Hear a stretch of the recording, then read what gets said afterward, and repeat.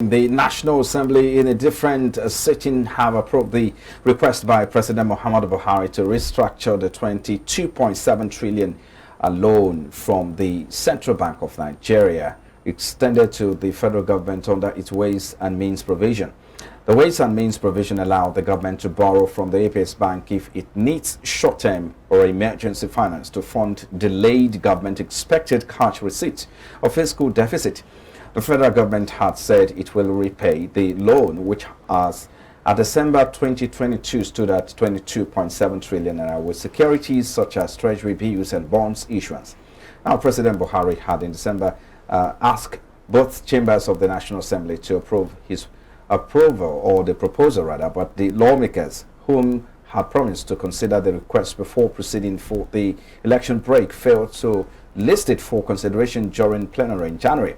Speaking on the issue, the Director General of the DMO, Patience Odi, has explained that the securitization of the Ways and Means advances will enable the agency to include the debt and the public debt stock, thereby improving debt transparency.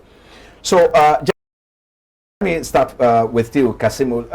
I need you to highlight the benefits and implications of the securitization of the Ways and Means loan. So, what are the prospects and to the economy?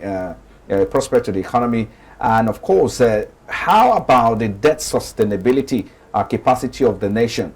How sustainable is this? Well, I think what they did is they did the right thing in the sense that now we know the true picture of our outstanding. People were talking of 43 to 47 trillion debt. Now with this additional of almost about 23, you are talking about 67, 68 trillion.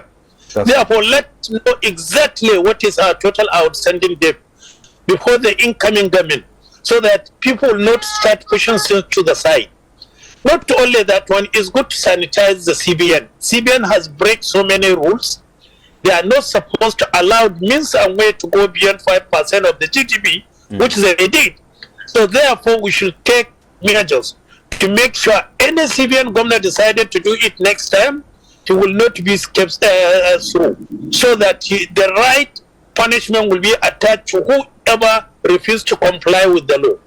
And that at the same time save the government, because when you have means and ways, you are going to pay about 3 to 5% over and above MPR.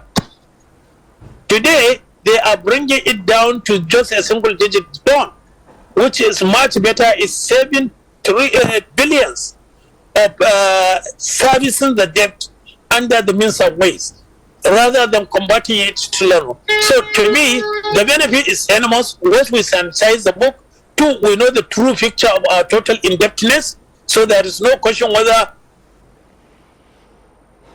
Hello, Kasimu. Okay, I think we lost connection there. Let's have Vincent come in.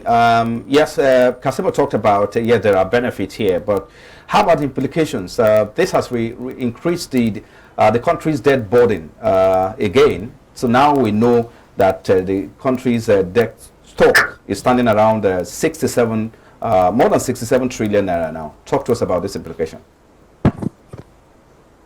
Hello, Vincent. Okay, so the first. Oh, go ahead. Please. Can you hear me? Yes, I can hear you. Please go ahead. Can you hear me? Yes, go ahead. The first thing I'll mention the fact that this has a further increase our already huge debt burden. Right. The government's debt burden is quite high. We are around the 40-something trillion. Now we are talking about additional 20-something trillion, moving to about 17 trillion, and that gives a little space for the incoming government to borrow for development. That's the first thing. The second thing is the fact that what as these Ways and Means, this conversion has exposed, it has exposed the fact that there was a breaking of the law, because there was a law guiding the Ways and Means which was not followed. And the fact that now it's good that they have converted it to debt and make it more transparent, but that doesn't exclude the fact that it also gives opportunity for the future government to also go that route, because nothing was done about what was done before it was converted. The National Assembly raised their eyebrow, they made a lot of noise about it initially when it was brought to them.